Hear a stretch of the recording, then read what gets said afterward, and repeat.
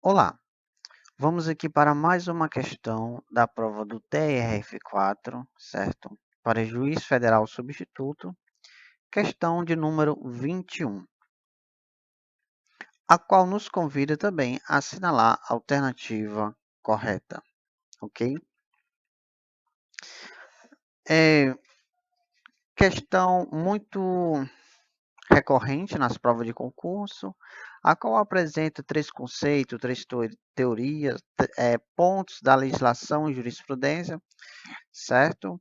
E a qual nos convida a, a identificar se o certo ponto da questão está correta ou incorreta. A primeira teoria, eles nos remete à teoria do etiquetamento, conhecido também como labeling approach, a qual diz: pode-se afirmar que a parcela significativa do conteúdo da norma penal incriminadora seja determinada pelos órgãos encarregados de sua aplicação, polícia, Ministério Público e Poder Judiciário, com base em suas particulares concepções jurídicas acerca da fronteira entre o que seja a conduta delitiva e a não delitiva.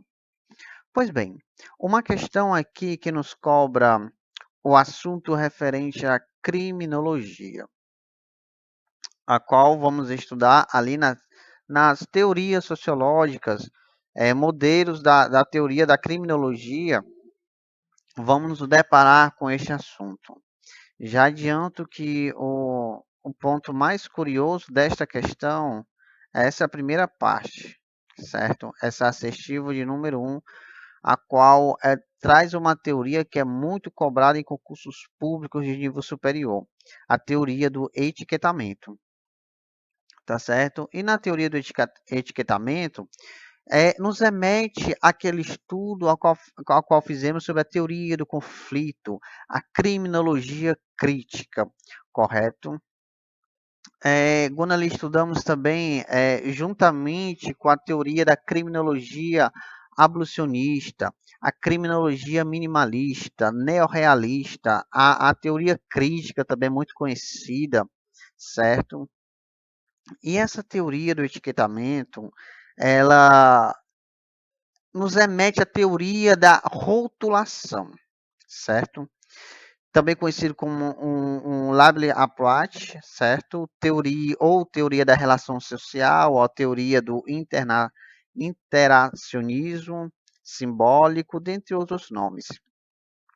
Uma teoria aí apresentada na obra de Emile Durkheim, em 1960, nos Estados Unidos, correto?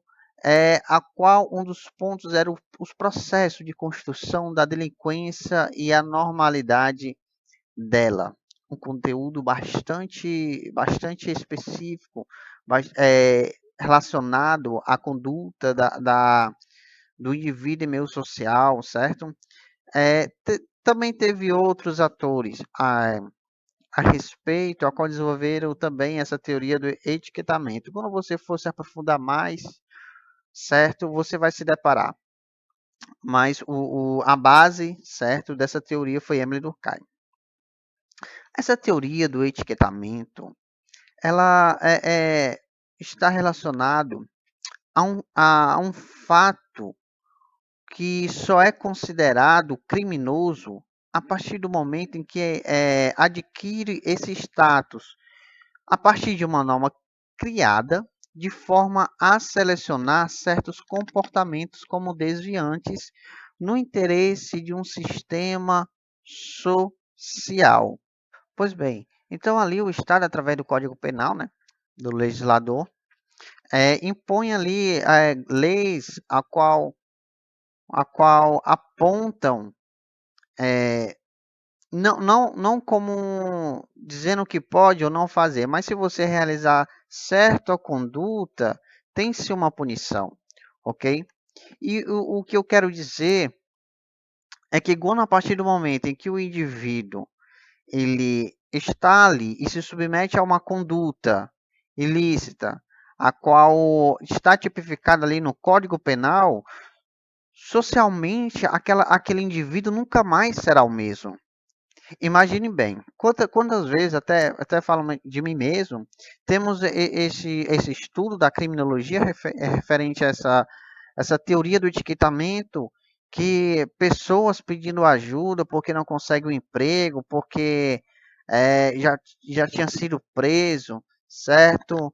Então aquela pessoa, ela nunca mais será a mesma, certo? Socialmente a visão que ela tem é de uma pessoa que tem que ser excluída. Por mais que ela saia do sistema ali prisional, vai ter aquele preconceito nos olhares da sociedade. É isso que a teoria do etiquetamento vai dizer, porque a sociedade ele rotulou ele já como um criminoso, certo? Por conta da tipificação do Código Penal e demais leis, tá certo? E aqui, essa assertiva, ela fala assim, pode-se afirmar que parcela significativa do conteúdo da norma penal incriminadora seja determinada pelos órgãos encarregados de sua aplicação, e não. Se Samuel, mas você não falou do Estado, não. A teoria do etiquetamento é de se afirmar que a parcela significativa da conteúdo da norma penal incriminadora é determinado pela sociedade e não pelos órgãos encarregados de sua aplicação, certo? Então temos aqui uma assertiva incorreta. Já podemos eliminar ela. As demais assertivas, ela cobra, e eu já adianto, dá para se utilizar uma lógica, certa? Eu acredito que essa assertiva 1 aqui foi a mais que convida o futuro então aprovado a pensar um pouco, porque as demais assertivas eu considero como fáceis. Vejamos o porquê. A assertiva 2 diz: cuidando-se de situação de crime permanente, a prisão em flagrante decorrente de atividade estatal fundada em discriminação direta não invalida a prisão e tampouco a prova colhida. Certo? Aqui eles dão um exemplo dos crimes permanentes, né, da prisão em flagrante, decorrente de uma atividade estatal, a qual ele afirma, se quando essa atividade estatal, por mais que seja em momentos, se depara ali com crime permanente ou a prisão em flagrante, a discriminação direta não invalida a prisão, certo? Não temos esse entendimento nos superiores tribunais, muito menos na lei. Por quê? Quando ele afirma de uma atividade estatal, a qual uma prisão ela está fundada em uma discriminação direta, o que é essa discriminação direta? É você olhar para uma pessoa e dizer, nossa, aquele indivíduo, aquele sujeito, parece muito com o marginal.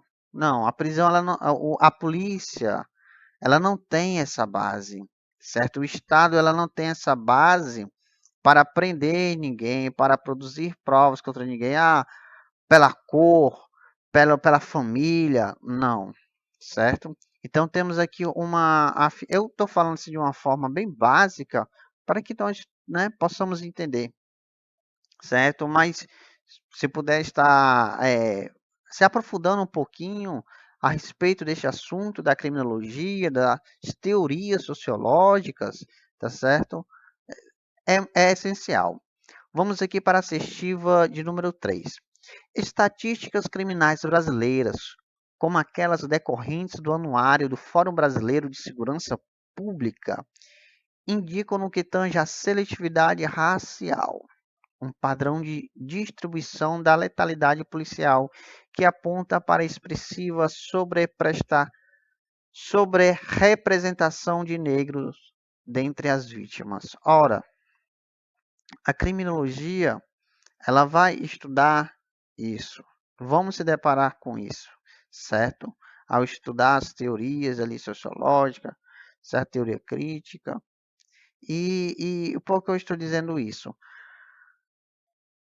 É um assunto, convenhamos, está presente, tá certo? No nosso dia a dia, nas nossas redes sociais, nos nossos telejornais, certo? E sabemos, mas isso se dá por conta, né, a criminologia, no que se refere ao estudo apontado pelo Fórum Brasileiro de Segurança Pública, 55, vai apontar que 55% da população brasileira são pessoas negras, certo?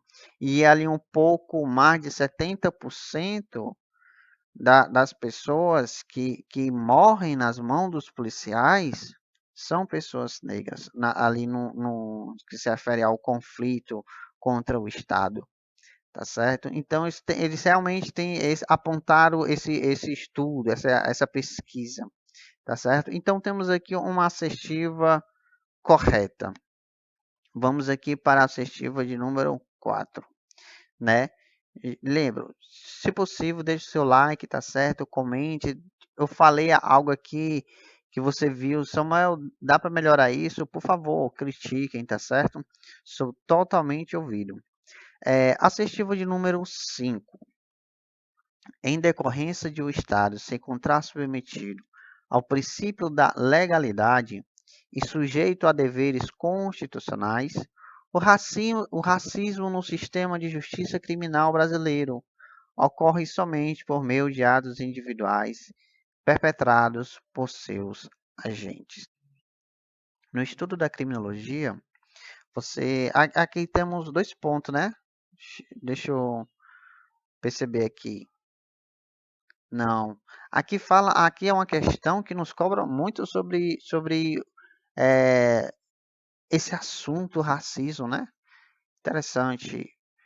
Agora, o racismo, há um doutrinador que você vai se deparar quando estudar essa parte da criminologia, né? Silvio de Almeida, né? A qual ele afirma que não pode ser visto como um ato individual o racismo, né? Um ato isolado, e sim como uma construção social adotado de forma ampla, né? Por todo o sistema de justiça brasileiro, tá certo? E não atos individuais, como aqui a questão afirma. Então, temos aqui a assertiva incorreta, número 1, 2 também incorreta, a 3 correta e a 4 incorreta, certo? Então, temos aqui o nosso gabarito, ok? Muito obrigado por você que chegou até o final desse vídeo, tá certo? Como já havia falado, curta esse vídeo, ficou alguma dúvida, falei algo que era para tirar ou era para acrescentar, tá certo? Sou um estudante aqui aprendendo juntamente com vocês, certo? Muito obrigado.